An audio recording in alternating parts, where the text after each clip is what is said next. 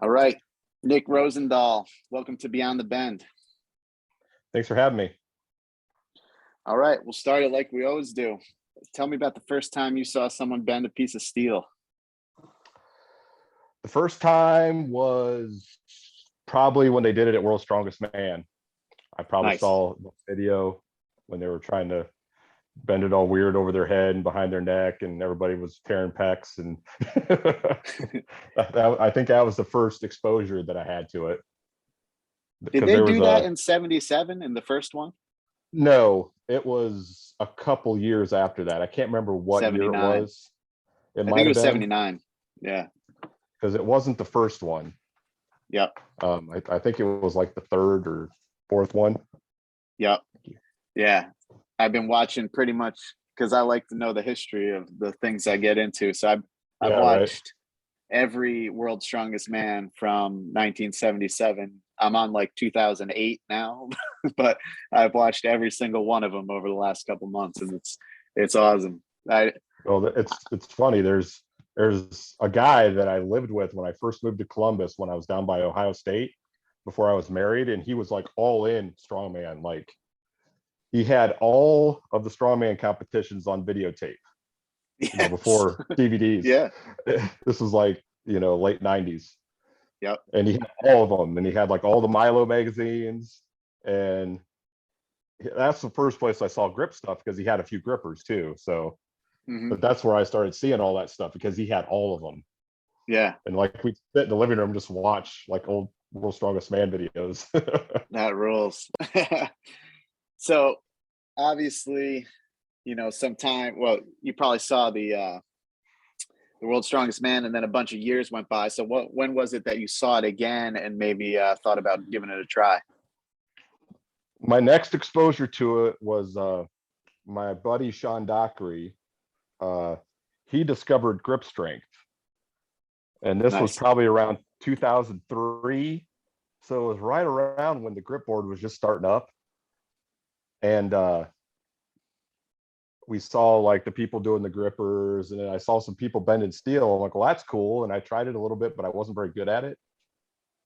And then it must have been maybe a year or two after that, there was a thing at the Arnold Classic called Night of Strength 2, put on by a company called Atomic Athletic.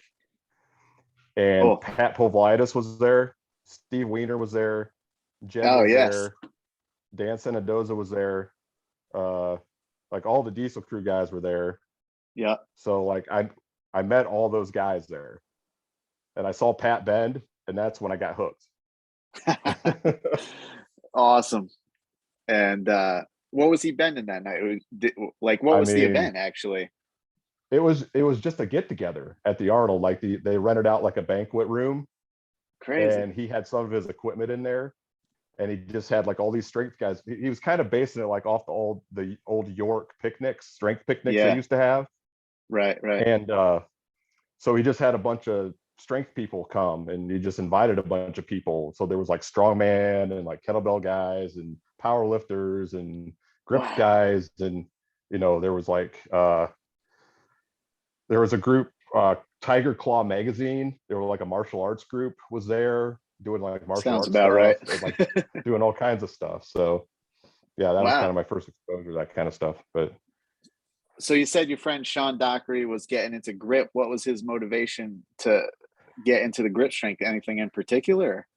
I just think he saw it and he thought it was interesting. And our buddy that we lived with before that was into strongman had read Dinosaur Training. All right. Yeah. Brooks Kubik's book. And it was so funny because he went out and bought an Iron Mind axle after he read that book. Nice. And he'd take it, carry it over his shoulder across campus to the gym on campus and use it in the gym. Like he'd walk across campus with it on his shoulder. But that's awesome. So we started learning about grip from that, and then he discovered the grip board, then like all the different grippers and blobs and feats that they were doing, and we kind of delved into it after that and kind of got hooked. So that's cool. I think the first time I tried, I might have almost closed the number 2, and I picked up a 35-pound blob, I think. Nice. Something like that when I first tried it, like when I went over to his house when he first got some stuff. But yeah. I'm glad you mentioned Dinosaur Training, because so my segue into this whole world was a British jiu-jitsu black belt by the name of Dan Strauss, who I was lucky enough to have on the show. And he was a jiu-jitsu practitioner first, but then he discovered Dinosaur Training and Brooks Cubic, and it really, like, you know, he put on like 50 pounds of muscle. The dude's like a unit now, like, and you know, he shows all this cool stuff on Instagram, and it's amazing. Like, he, you know, he got into the steel, he's way into the sandbag lifting and all this stuff. And I've spoke to so many people that, you know, in the jiu-jitsu world, that he's been their segue into it. So it's cool that like the Dinosaur Training was your friend's segue into it as well. Oh yeah, it kind of got us all hooked. So yeah, I like those texts that are out there, you know, like these like strength manuals. Don Cummings got me hip to Steve, I guess Don and Bud Jeffries both got me hip to Steve Eusta, am I saying that right? Yeah. And I read I think it's Justa maybe. Okay. Yeah. And I read Rock, Iron, and Steel. I was able to find an e-copy of that, and there's a couple that I'm still trying to track down, but I like these like strong strength texts that are hard to kind of seek out, and that that dude are floating around. Yeah, that guy was a character. Yeah. I did a bunch of research on him. So obviously you're pretty strong if you closed at number 2 right off the top. Take me back. What was your athletic background growing up, and, you know, and up until you found the grip stuff? So I started playing football in 7th grade. I really liked that, and I kind of stuck with that like all through high school. And I started, like, I think I started weight training right around maybe 8th, like the end of 8th grade, like when I was 13, 14. And I'd been pretty steady like all through high school. I was like one of the 5 guys that was always in the gym. There was like a group of us, even in off season, we would always be in there, like doing programs and stuff all through the off season. So it was always been something I've been into, lifting weights and stuff all through high school. And then once I got out of high school, like I did a little junior college, but then I didn't really stick with it. And I started working. And for probably a year or so, I just kind of stopped doing stuff, got fluffy. And then that's when I was playing in the hardcore band and stuff. Cool. And then my buddy Shawn had just moved to Columbus, and he called me. He's like, "Hey, you want to move to Columbus?" I'm like, "Sure." And then once I got down there, I kind of got back into it again. But right on. That's awesome. Yeah, that's I wish, you know, there was a small period of time when I was like 15 or 16 when my dad had gotten in pretty good shape. Nothing like, you know, even then, like the access to like material was so different. And you know, he was just doing like push-ups and bench and sit-ups or something. So I was just doing that too, you know, and it's just like I wish I had stuck with that, but you know, so I kind of my brother always worked out. My brother always worked out too, so I kind of was watching him because he was 5 years older than me. Okay. So yeah. I got into a little bit because of him too, because he was just lifting weights. It's like he played hockey, but he weight trained all the time. But yeah, you'll appreciate this. So when I do jujitsu or when I'm teaching jujitsu, and you know, a really tough guy comes in that's never done jujitsu, it's like he's challenging to roll with on the mat, you know. And I when we're done training, I go, "So did you wrestle in school or anything like that?" And they go, "No." I go, "Well, what about football? You play football?" And it's like, "No." And I go, "And nothing else? You've been lifting your whole life?" "No." I go, "How many older brothers do you have?" And they go, "Like 10. I'm like, "All right, that explains it." There you go. Yeah, that's the checklist. If someone's just super tough, it's like wrestling, football, older brothers. So once you got exposure to Pat Povalitis and the man Steve Weiner and everybody, Yeah, what did you try? You said you that closed some grippers and picked up a blob. yeah, that's when I started digging into bending more after I saw Pat. Okay. So, there wasn't a lot out there like as far as like how to do stuff, honestly. Yeah. Because the Yep. internet and videos were just kind of starting up as Yeah. far as like having YouTube and all that stuff. And so the grip board was my main place where I found all my information for the most part. So I would message back and forth with Pat and those guys a little bit. And um, I did see them later on at Jed Stiesel Crew put on a grip contest called the Global Grip Challenge in Hmm. 2004 and 2005. And I went to both of those, and I believe Pat was at the second one. So that's where I got a lot of information, because like he showed me like how to wrap stuff and like what kind of Nice. wraps to use and like all that kind of stuff. So I started in probably reverse bending, Yeah. because that was what made the most sense to me right off the bat. Right. So I Right. was doing like, I got to the point where I could do like a yellow nail, Hmm. and then I was get to the point where I could do a blue nail. And then I worked up to like a grade 5 in that area. And then I started messing with double overhand. So, and I'm trying to think date wise. So that's probably like '05, I think. And what were And people then using for wraps around then? Because the Iron Mind pad hadn't come out yet at that time, right? they had them, but they weren't required for their certifications. Okay, gotcha. I knew there was something like So that. a lot of us were just using like suede leather, Right. Right.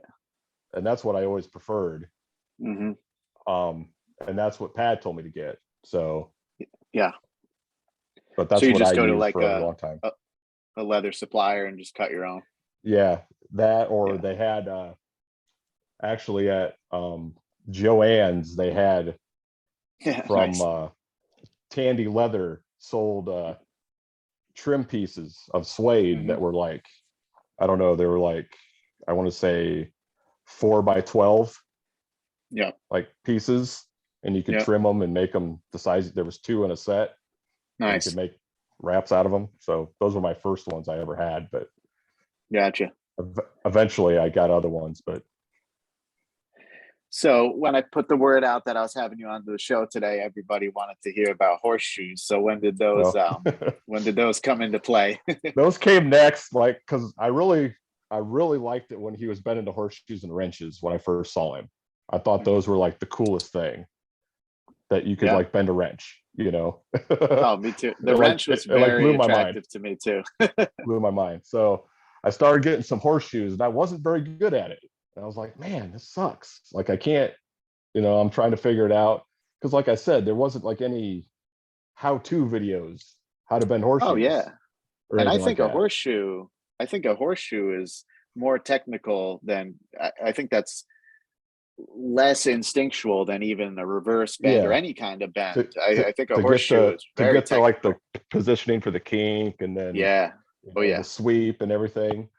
Hmm. So eventually it started clicking, probably about, I'd have to look back, but probably about 2006 it started clicking, and it all just kind of went up from there. Like they had some I want to say they had started having some certificate. Well, Fat Bastard had some certifications that I did.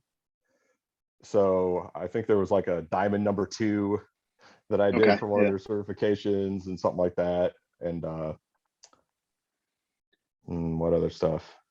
And then they started a list on the grip board.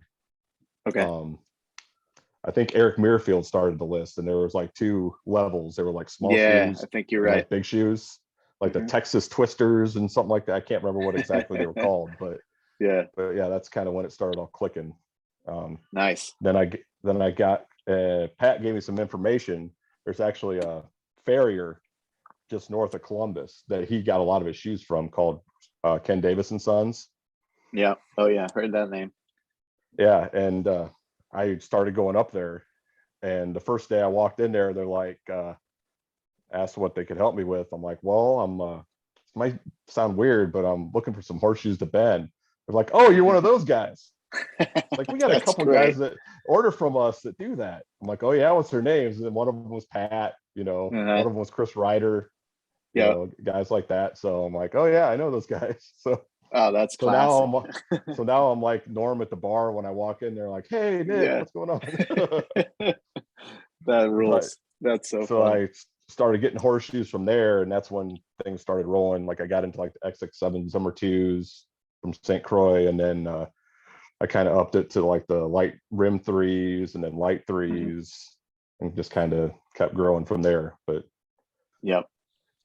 I was just saying to Don Cummings, actually, like as we were talking about you coming on Instagram, and I wish there was a more sort of like comprehensive rating system for the horseshoes. That's it's like, because you just of course people know like the ultralight number 2 is like the starting place, sort of, but it's like, even me that's been around this a little bit and talked to a lot of people, it's like when you start rattling off a bunch of horseshoe names, I have no reference of like how difficult that is. I wish there was, we'd measure them or something. Unless you've tried them, you don't know. Yeah. And that's the problem. We just like would take a measurement on the thickness and the length or something. I don't know, to give some kind of reference of how goddamn big some of these shoes are. Yeah, because some of them are huge. I mean, if you look at the world list that's still hanging around, I mean, the biggest shoes that have been on there are gigantic. Yeah, it's insane. I mean, they're like 3/8 of an inch thick or more, and like they're just crazy stuff that I was never able to touch. But so when did the competitive strongman stuff come into play in relation to the bending and whatnot? That came in just a little later, so probably when I was hitting my prime with horseshoes. So I was like bending like the number 5s and stuff, like the special number 5s and the easy St. Croix number 5s and stuff like that. Around 2008, 2009 is when I started doing strongman and Highland Games kind of around the same time. Oh, nice. So, and what got you into that? What's that? Who got you into that, or what got you interested in doing that stuff? The funny thing is, like, the guy from way back when that I first moved to Columbus with, the dude that had all the strongman videos and stuff, like he put on these little like strongman competitions that like at his house back home. And that's when I first started doing a little bit of it, but it wasn't really, for anything. But I didn't. So Shawn and I started making stones and doing some things and training a little bit of strongman at his house, because he had like some land just on the outside of town. So we started kind of doing it together. And then in 2009, I decided to sign up for my first like sanctioned strongman event. So there was a group of guys that I had met probably a year before at the Arnold. Brad Audrey is one of the guys' names, like one of the guys that runs the strongman crew. But he was certifying on the 3 at the Arnold when I met him at the GNC grip gauntlet booth with Wade Gillingham. Nice. And I was talking to him like, oh yeah. And I told him I wanted to do a sanction. It used to be North American Strongman. He's like, oh yeah, come to our place and train if you're going to do a show. And I showed up there and like, oh boy, then there were some strong guys there. Yeah. My eyes got That's open awesome. to what strong was when I showed up there. I mean, it was pretty awesome. But I've been there ever since. So cool. You mentioned the name Wade Gillingham. Is that any relation to Brad Gillingham? It's his brother. Okay, because I've been listening to Marty Gallagher's podcast called Raw, and it's he's always talking about the Gillinghams on it, like every episode. Dude, practically. That family, strong. Yeah. So their dad was I think he was an NFL lineman for Green That's what I Bay. was gonna say. And then like a And then coach afterwards, I think, or yeah, something. and then Carl, their one brother, was a pro strongman. Brad's a Okay. power lifter, and Wade was a strongman / insane grip guy. Wow, that's cool. His Real grip strong family. is like his grip was crazy. Like, and it was like back in the early days of the grip board when he was doing all his stuff.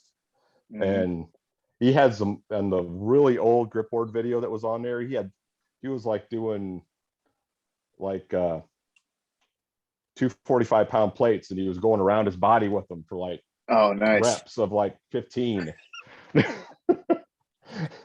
And the blob was just like a toy to him, like it was just. Yeah. Now, are they from Ohio too? No, they're from Minnesota. I think they're in Okay. Minnesota. Okay. So I was going to say this might be a good time to talk about my theory on that. Ohio is Ohio, hands down the strongest state in the U.S.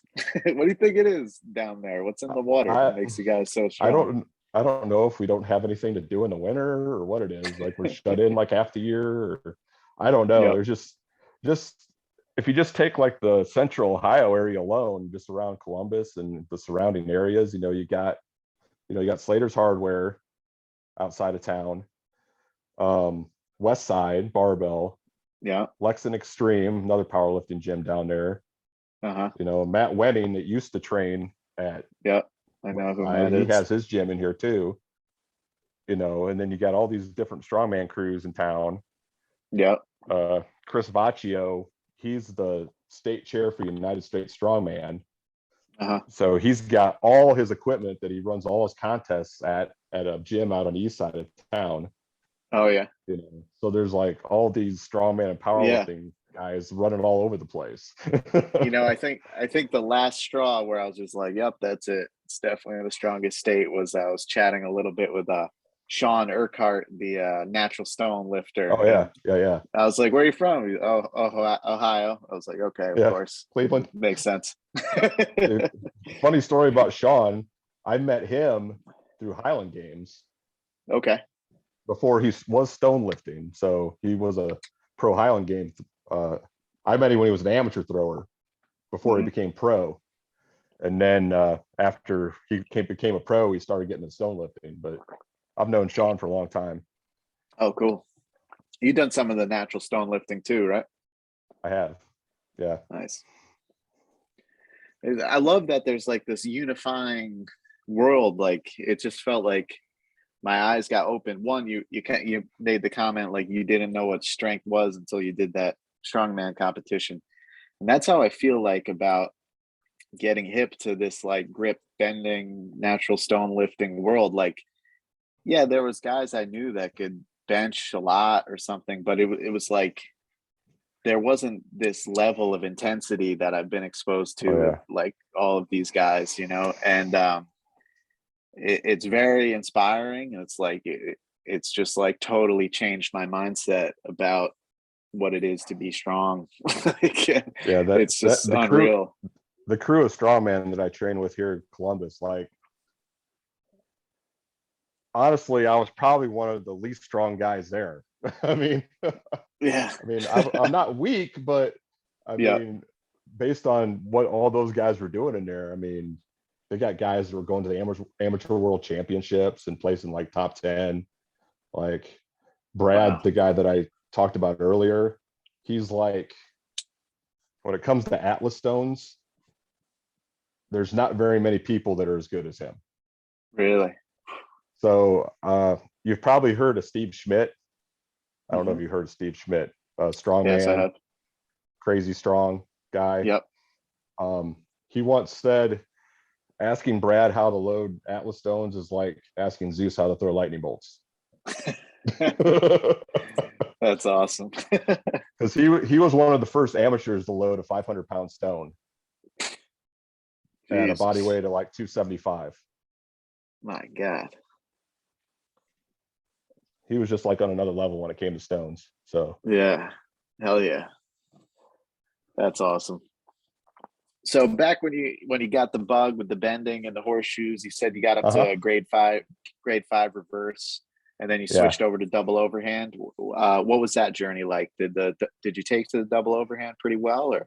I did. I started catching on to it after a while, and I got decent at it. By the time, what year was that? I think I have something on the wall. It tells me. Nice. Let's see. Was that 2000 and whatever year the Backyard Bastard Bash 4 was that John Beatty put on when he stole Fat Bastard Barbell Company? Okay. They had, because it was Fat Bastard Barbell Company, of course they had bending in their contest. Yeah. So it was basically you could take 3 bends, and your biggest bend is what gave you your points. So nice. The biggest thing I ever bent was at that contest, double overhand. It was a 6.5 inch shiny. Oh wow. So that's the biggest I ever got double over. Nice. So I kind of progressed, and I didn't cert on the red nail until later because I didn't like using their wraps. So I just didn't do it. Yeah, I understand so that. Eventually I'm like, well, you know what? I could probably do it. And I trained at it, and I got pretty decent at it, and was able to cert on the red pretty easily. So nice. But yeah, so I still best back and forth with reverse and stuff. I got to the point where I was about getting grade 8s reverse, but I never got to a red nail. So. Yeah, that's a freaking crazy reverse bend. What about double underhand? You ever mess with that? Terrible at it. Is that right? I did, but I'm not good at it at all. I mean, I think I might have got like a 6 inch grade 5 was maybe like the biggest thing I ever did. But I just never, I don't know, it just didn't feel right to me. It fits my theory that there's mostly guys with some exceptions. Some guys are just good at everything, and some guys, but usually it's one or the other, double under or reverse, that's the guy's weak point. And it seems like 50-50. I hate reverse. I stink at reverse. My double underhand is a little better. But it's interesting because it's always one or the other, it seems like. Yeah, see, because I messed around with a whole bunch of different kinds of bending. So like I did mid-length bars, like I did long bars, I did scrolling, like I did all that stuff. So but you seem like you like the shoes the most out of everything. Yeah, shoes were probably the thing that I excelled at the most. So that's kind of why I really liked them, because I got really good at them. Yeah. I bet you were good at the mid-length bars though, because I feel like that's decent. Similar torque needed than a horseshoe. I got pretty decent at it. Like I've not bended anything like these guys are now. I mean, I look at some of the stuff they're bending now, and I'm just like, I mean, I think the biggest thing, I'm trying to think. I think the shortest 5/8 bar I bent was 26 or 27 inches, and I got a 3/4 inch bar that was maybe like 34 inches that I bent. It was like the biggest one that I've done. That's a heavy duty bend. Yeah, that stuff varies so much too. I've noticed that hot rolled is like crazy. And those bends about killed me when I did those. So I was saying last time, I guess the first podcast back, when I had my friends Dave and Josh on, was just like that. I feel like the mid-length stuff is so brutal. I don't know that I feel like the PR bends with that style really took it out of me for like a few weeks. Yeah, for sure. Yeah. Especially when I did that 3/4 bar. I mean, I was knocked out for a while. Like it took a lot out of me when I did it. You ever play with any snapping? That's one thing I never got into. Yeah. And then I saw everybody just getting into it like a few years ago, and I don't know, I never really messed with it. But. Yeah, it seems like that came later. Was David Horn somebody you were aware of, like during your time bending and stuff? Yeah, because David Horn was on the grip board when I first joined up. Oh, nice. So I knew about him because he was doing grip contests back in like '93. Right. Yeah. Everybody knew who he was because he was the guy that was doing grip before everybody else was doing it, like Yeah. as like a That's awesome. competition. Yeah. So, Yeah. and then a lot of the mid-length bends actually I did because he started up his World of Grip site and Right. had the lists and stuff. So Nice. That's cool. So what was it? I mean, we know, it's somewhat unspoken or whatever, but it's always good. I always like to hear people describe it. But what was it that you were getting out of the steel bending that made you like go on such a run with it, whether it was the shoes or the other styles? I mean, it's like when you bend a piece of steel, it's like that feeling when it first starts to give. Like I feel like it's like addictive. Yeah. It's almost like a drug addict that gets their drug or whatever. Like you Yeah, feel that totally. steel, feel that steel move. You're like, oh yeah, Yeah. like now I can get it, you know. Yeah. And like it just, and like a couple of those bigger bends, like the first number 5 shoe, the first special 5 that I ever bent, I Mhm. did after the Fat Bastard contest. We had a Okay. special 5 there, and everybody was passing it around trying to bend it, and Nice. nobody could move it. Like nobody was getting it to move. Then Yeah. finally, I hit it, and it opened up. I'm like, oh. And then I Yeah. worked on it for like another 15 or 20 minutes and got it opened up some more. So That's awesome. So have you been doing any bending these days, or what's your training looking like these days? I got back into it a little bit, but then I started having some upper back stuff going on. So I kind of nixed it for a little bit. Yep. And I kind of just started back doing some more bending again. So Nice. Any I just ordered particular some new, goals? not really right now. I just ordered some more shoes because I was all out. Like all I had was like giant stuff that I Yep. can't bend right now. Right. Right. Yeah. So Yeah. I had to get some other stuff to get me back into the swing of things, kind of get my groove back. But Nice. because I'd kind of lost some of my positioning and stuff. But once I did a few shoes, that kind of started come back to me. But Sweet. What about regular strength training or strongman type training? What's your week look like for that stuff? Specifics. uh, typically through the week, like I'll do anywhere from 2 to 3, like just straight up strength workouts. Okay. So usually I'll split it up like an upper day, a lower day, and like a speed or lighter day or something if I do 3. And then Nice. Saturday, event day for strongman. Sweet. So I go out there to those guys' place and do my events there. Yeah. It looks like you had on Instagram a lot. Maybe it was just what you were training for, but it looked like you were a really good presser as far as log or axle and stuff like that. Is that We something you always like, do or?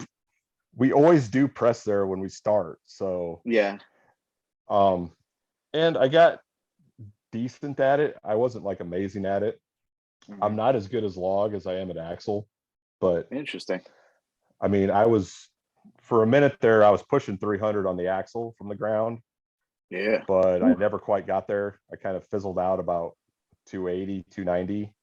I was Uh-huh. like almost there, but Damn, dude. because I split jerk, I don't push press. So Yep, I saw that. I think that's Was part that of my problem with log, oh yeah. You don't trying to keep split with the it's log? I do, but I think that's part of my problem is I split. So it's really hard to keep positioning with the logs since it's Yeah. so much further out in front of you trying to split and push, and Right. Right. it's Some easy to guys make that lose work, right? position. They Rob do. Kearney. Yeah. Rob Kearney really makes it work, but Yeah. That's awesome. Yeah, I gotta work on the jerk or the split jerk because getting under the thing is my problem. And that seems like a good way to do it, but it seems a little I more mean, technical. it is, but I mean, as far as like efficiency and explosion, I mean, honestly, I think it's the best if you can do it. Yeah. I feel like a lot of the guys that kind of look down on it are the guys that can't do it very well. So, Right. Probably. That's usually how it goes with things. um And what about recovery nutrition? Anything, you do anything specific for that kind of stuff these days or ever? I mean, I should do more than I have lately, but Yeah. here of late, my nutrition has not been good at all. But Oh yeah, I've me kind of either. It was I've my kind of birthday fluctuated with recently. that. Oh yeah, right. See, I'm on Living it vacation up. right now, so um, yeah, I've kind of fluctuated back and forth with that because I started heavy. So probably back in like 2005 or so, I weighed like 270, 280. And then that first contest that I did, I needed to be 265 for. So I dropped some weight for that. Okay. And then I stayed there for a while. And then I want to say maybe 2010 or 11, I decided to go to 231. Nice. So I dropped all the way down to 231. And the Hell first yeah. contest I did there, I wrecked myself because I lost all that weight Yeah. and I wasn't used to training at that weight yet. Yep. And it was like one of the worst contests I ever had. Oh man. But after that, I trained that body weight for like a year or so, and then I was good. I was actually stronger than I was when I was heavier. Yeah, you hear that. So, Yeah. That's cool. but now I kind of hover around 250 right now. I mean, unless I intentionally try to lose weight. So Gotcha. Nice. And how about, I think you guys have like a Facebook group called this, but I always bring it up on the podcast is what's your thoughts on farm strength in relation to yeah. in relation to steel bending or anything like that? Because I feel like, like I said, this is like a step open my eyes to this world, of like a different type of strength. And, maybe it is like this tendon and ligament development or whatever, like, but what's your thoughts on farm strength, I guess? Well, I mean, we had a forum for a long time called Farm Strength, and Uh-huh. then it all died. So I started up the Facebook group. But that was a thing that Sean Dockery kind of had the idea for. Then like him, me, my brother Stu, who also got into steel bending and stuff too, and got pretty decent. Nice. Um, kind of ran with and kind of made it a thing because it's kind of where we grew up, like small town, like farm Yeah, communities. Like you sure. get like these dudes, these kids that show up that like are just brute strong just from working Working. on the farm or carrying stuff Yeah. around or just Yep. doing normal farm stuff or work stuff that they don't really think about. Yeah. But when they do something, strength wise, it's like, oh, Yeah. like a perfect example I have of that.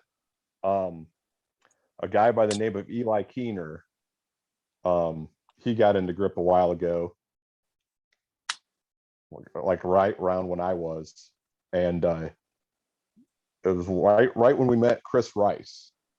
Okay. We met him on the grip board. We didn't know who he was. We hadn't met before, and he's like, "Hey, how about we have this get together at my house and we'll like do grip stuff together?" I'm like, Yeah. sure. So we all just go to Chris's place. He's got this awesome gym in the middle of nowhere in Crooksville, Yeah. Ohio. And so Eli walks in, and his little brother walks in, who was a pipe fitter. He was probably like 19 or 20 at the time, Yeah. something like that. Walks in the door. Within 5 minutes, he picked up the inch dumbbell. Had never seen it before. He weighed 190. Damn. Like What was his name? Cliff Keener. Okay. Wow. That's Like awesome. it was just, Yeah. and he hadn't ever trained for anything like that. Right. Right. Like he just walked in the door. He was probably 5'10", 5'11", about my height, weighed 190, just bent Yeah. over and picked it up. That's a good We're all like, example of what farm the heck? strength. Yeah. Like, oh my It's one gosh, of let's those get things. video. I wonder if that's like obviously that's completely atypical. But it's like one of those things that's like got such a reputation that it's like, I bet you if you did, I probably shouldn't even speak on this because I never actually grabbed the real inch or anything like that, but it just seems like that thing has it's so infamous, like if someone just walked in that was strong and didn't give it the respect, if they had no idea, they'd pick it up. And see, I hear more and more stories about that now too. So Yeah. But clearly it's no joke because I see many, many strong people struggle to even like get any movement on that thing. I still haven't got a full lift on it yet. I mean, I've been Yeah. training grip forever. So Yeah. Do you I have don't, one? I don't, but I have access to them. Gotcha. My buddy Shawn, who lives, like 5 miles from me, he's got two, and he's got a smaller one. And then we have a 155-pound one at our training place that Cool. Steve made. Uh-huh. So I have access to some, so I can Yeah. mess with them on a regular basis. But That's awesome. How about any more stories from those early grip misses? That was something Don told me to ask you about. yeah, I mean, honestly, I think that's where I first met Don. It was either at Grip Miss or it was at Grip Nationals. I can't remember which it was. Uh-huh. But where I met Don, and this was before Don, it was the Don that we know now. Right. Before he had Yeah, started. of course. And I think it was like afterwards was always like stupid human tricks, like monkey see, monkey do. Everybody's like trying stuff and bending stuff and doing all kinds of stuff. So I always brought my bag full of bending stuff with me. So after the contest was over, I'd start bending stuff. And I want to say this must have been an Andrew Derniat's after Grip Nationals one year, but Don was there and I showed him how to bend horseshoes. Nice. And then, 4 or 5 years later, I'm like, I can't bend half the stuff you're bending now. But yeah, as far as like grip miss goes, though, that just started as that get together that I had talked about earlier. Like that's what that turned into. Like it was just for 2 years, it was just like a get together. Yep. And then it was kind of like a semi contest. And then Chris turned it into a contest after that. And it was just like a contest that like always people wanted to go to, just because, I don't know, there was something about Chris's gym and the way those contests ran. Yeah. I mean, there was probably 3 or 4 two-hand pinch world records set in his gym at that contest. Yeah. I think Jed said it once. Chad Woodall said it once. Cody Burns said it there once. Yeah. I think Jed and Chad set it up both on the same day. Like one of them got it, then the other one beat them. And it's just, I don't know. It's just awesome. Something about Chris's gym. Like, I don't know what it was about that place, but it was like, that's cool. Lots of awesome stuff happened there. I've heard the stories. Yeah. Did you train ever with JT Strausser at any of those? I didn't. I trained with him. I didn't really train with him. I met him a few times and we did some stuff together at like get-togethers, like especially during the Arnold Classic when it was in town here in Columbus. Like he would usually come with like Jed or some of those guys, and that's how I got to know him first. But yeah, an insanely strong guy. Yeah, for sure. I had him on the show. It was what year was that? 2014. Okay. Pat and Dennis couldn't do the bending on stage at the Arnold that year in between Mighty Mitts and the Pro Strongman. Yeah. So they recruited me and TJ to do it. Nice. And that was pretty awesome. I being able to do it up there on the main stage at the Arnold. Yeah, damn. I didn't know they had steel bending there at the Arnold. Well, see what it was like a exhibition show in between the events where they were setting up. I see. So one year they had Pat and forgetting the name. Mike, the Destroyer, would bend the bar across his neck. Oh, Mike I Bruce. think yes. Yeah. Him and Pat did it one year. Then I think Oh, cool.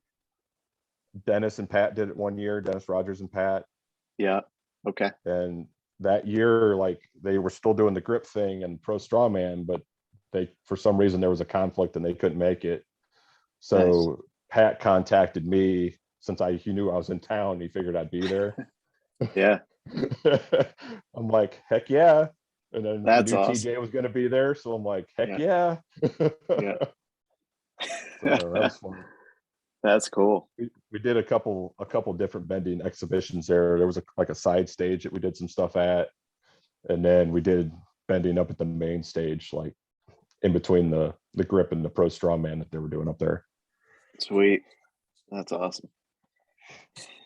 And how about if for beginners listening that want to get into horseshoe bending, what kind of tips do you have for the beginners for the horseshoes specifically?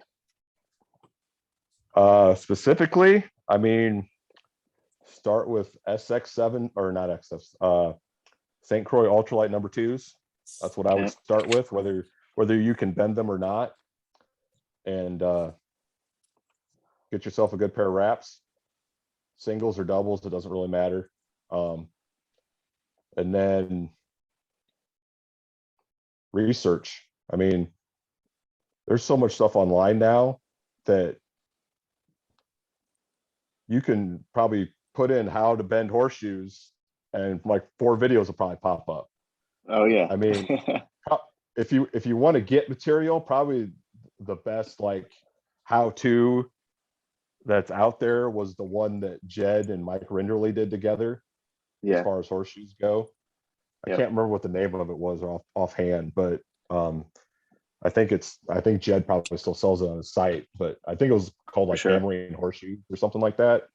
Yeah. But like that goes step by step through everything you need to know to bend a horseshoe. Yeah. Like from what kind of wraps to get, how to wrap the horseshoes, like all the positioning and the whole deal, the progression lists, everything. So and how about the progression in your opinion? I know like people start with the ultralight number 2. Where should they go from there? So once you get pretty proficient at those ultralight number 2s, I would move up to maybe like a Diamond Classic 1 or 2, probably from there. There might be a tweener shoe in between there or something, but that's a pretty good jump. And then from there, I mean, you just start getting into like the St. Croix stuff, like the lights and the light rims and like the 2s and the 3s and stuff like that. Then you move up to like Kirk's Heart, like SSP 3s and there. So that's kind of like what I think about in my head anyway, as far as like the progression from there, because I kind of went from like those ultralights straight into like number 1 and number 2 diamond shoes, and then to those SX7 Kirk's Heart shoes, number 2s. And then from there, I just started getting into the little bit bigger St. Croix stuff, then into the Kirk's Heart stuff. But cool. Did the St. Croix have you ever do those polo shoes? Yeah, I don't see. They've changed them. So I don't know if they're the same anymore. Right? They were a little different because when I first started, they used to fit in kind of between. Yeah. They might still actually, because when I first started, like they were just one step above the ultralights. Right. But then that's what they I changed think. the way they made them. Oh, okay. They changed the way they made them, and they got a little harder. Gotcha. So they might still be a little bit easier than like a classic number 2, but they're probably fairly close now, unless they changed them again and I didn't know, which they could have. But yeah, you never know, right? Because even the diamond shoes have changed a little bit. Yeah. Because I think Kirk's Heart bought them out and they changed the pattern. So the pattern now on them looks more like the Kirk's Heart shoes rather than the old diamond shoes. So oh wow. Yeah. You even hear about people getting pretty damn hard ultralights sometimes that are like visibly Well, thicker, it, like they put a caliper on them, yeah, you know.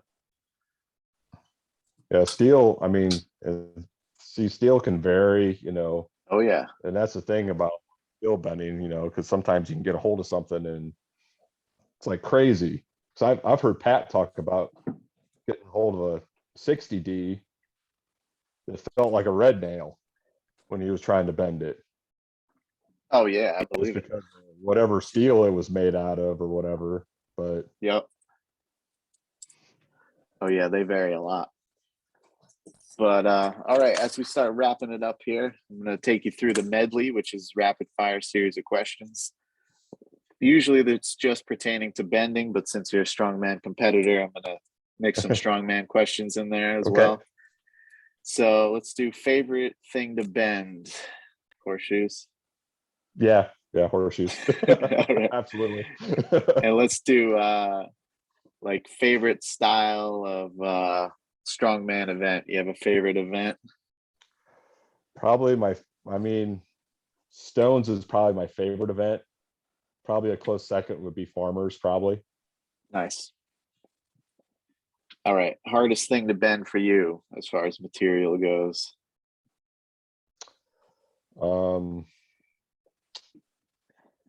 That's a good question. I mean, as far as like the amount of effort put in, like probably those mid-length bends were like some of the hardest things I did. Yeah.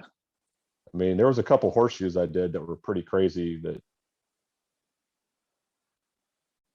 because I think the biggest horseshoe I did was a SSP number 5, Okay. and that was hard. I bet. So I'd probably put that or one of that 3/4 inch mid-length bend that I did. Nice. And what about hardest strongman event for you specifically? I'd probably say Yoke. Okay. I hate Yoke. Yeah, really? Yeah, I don't like it. I mean, I can do it, but I really Yeah. don't like it. Interesting. What about regular squatting? Is there any correlation there? Like, are you not a big back No, that squatter? doesn't Or? that doesn't bother me. Like I'm a Interesting. decent back squatter. It's just Yeah. something about the walking with the weight and the shifting in my upper back, and Yeah. I don't know. Interesting. What about favorite? Or we already did that. You said stones. How about something outside of strength training and bending and strongman that's a hobby of yours? As far as like anything, or Anything. Yeah, something that's not strength related. well, I'm a Star Wars collector, so Oh, nice. and That's I'm into cool. music, so Yeah. probably those two things. Hell yeah. All right. What's the one bend that got away? Something you attempted and you weren't able to complete it. That would probably be the SSP 000. Okay. I never bent one of those things. Those small, thick, hard shoes. And I tried that thing, and I never bent it. Like even Yeah. on the list, it said some of the stuff that I bent was harder than that one, but Hmm. I don't know. There's something about the leverage on it with it being so Yeah. small or whatever. Yeah. That makes sense. All right. And here's one. Who's the strongest person you know? This is could be your grandpa or something like that, or some guy from your town, or it could be some pro, strongman or whatever. It's completely up to you. Yeah. I mean, as far as like just like character and stuff, I'd probably say my grandfather. He's passed away now, probably 10 years ago, but Uh-huh. yeah, he was just a hardworking guy. Always everybody liked him. He was respectable, like just all around good dude. He was a trade welder, like back Nice. during the war. So he didn't get Nice. deployed to the war because they needed him at home to fix everything. Sure. So I always looked up to him. Right on. And how about regular, like outside of character, just brute strength? Let's Like give somebody a brute little shine. strength. I mean, man, that's a hard one because I know so many freaking strong guys. I I mean, know that's what it sounds like.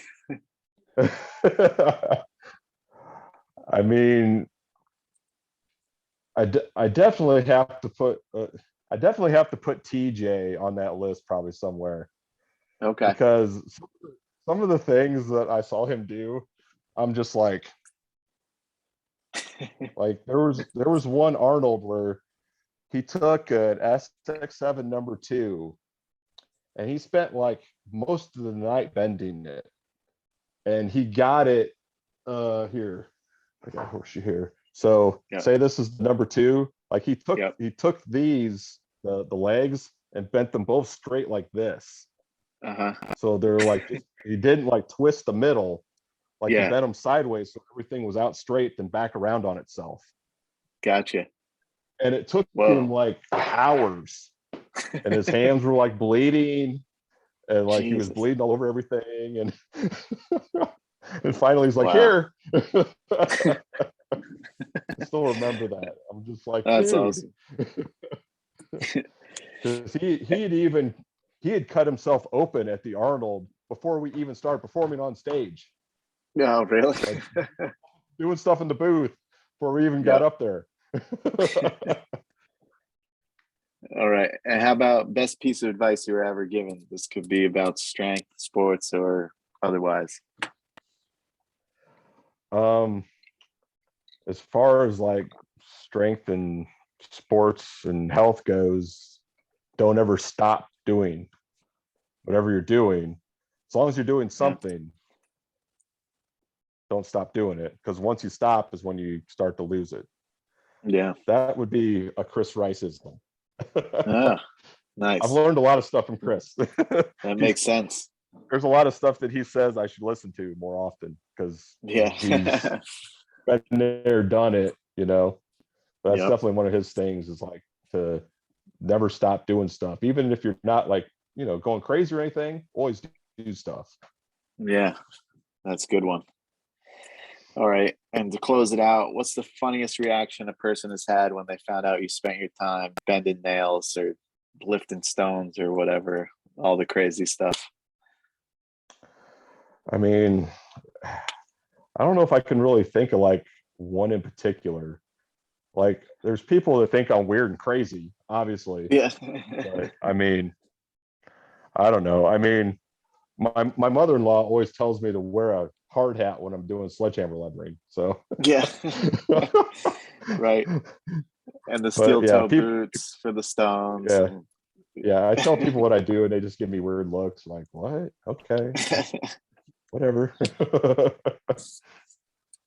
All right. In closing, who's someone you'd like to see me have on the show, which is an increasingly difficult question because I've had like 50 people, but see, I'm trying to think who you've had on the show, because I know a lot of I mean, maybe I'll have to get your friend Shawn Dockery. I mean, if Shawn would do it, I mean, he would be a good one to go on there. I don't know whether he'd do it or not, though. He's been kind of away from the grip and everything for a while, but he may. Okay. Maybe, have you had Chad Woodall on? No. That might be one. Okay, cool. Have you had John Beatty on? Nope. Nice. Hit me with some good examples. Former owner of Fat Bastard Barbell Company. Right. Yeah, I know the name. Cool. Yeah, he would be a good one to have on. He's got a lot of stories. Definitely. That would be good. All right. And if people want to get in touch with you, reach out, ask you a question about steel horseshoes or anything else, what's your Instagram and stuff like that? I'm Nick Shoebender on Instagram. I'm on Facebook some too. I'm just Nick Rosendaul on there. So either of those places. I have YouTube, but it's not really a channel. Like it was just mainly a place where I stuck videos of me and my friends doing stuff. So cool. It's not really a proper channel. It's just a bunch of videos of us doing stuff. But yeah, those three places, like I'll get messages and whatever if you want to contact me or anything, but Oh, sweet. Oh, you know what I wanted to mention to you? One of you were the first person I've seen do this was you posted a video of you pick up an Atlas stone and you shoulder it. I'm like, all right, that's pretty cool. It's a big ass Atlas stone and he's shouldering it. Like, that's impressive. And then you transfer this thing behind your head to the other shoulder. And I was like, that's wild. well, I can't take credit for that. Like I was Yeah. taught that was something that came from Pat and Steve Weiner. Is that right? Yes. Oh, I cool. got that from those guys. I first saw that from those guys. Really? And that's when I first tried it, was when those guys Nice. were doing it. Because we had one year we went to when they used to have the AOBS dinner out in New Jersey for the old time Strongman Barbell Association. Right. We went one year, and then the day after we had to get together at Pat's basement gym. And we were doing all kinds of stuff there, bending and lifting stones, and Steve and those guys were doing some of that stuff. And oh, cool. That's where I learned that around the world with the stone was from, I think it was Steve. I don't know if it was Pat, but I think it was Steve. But awesome. I'm gonna ask him. He's been on the show and we've stayed in touch. I bet you it was Steve. I know Pat probably did it too, but I bet you it was Steve. Awesome. All right, man. Well, Nick, thanks so much for coming on, man. Yeah, thanks for having me. Well, this will probably come out tomorrow, and look forward to doing it again in the future, man. Have a great night. Yeah, you too. Take it easy.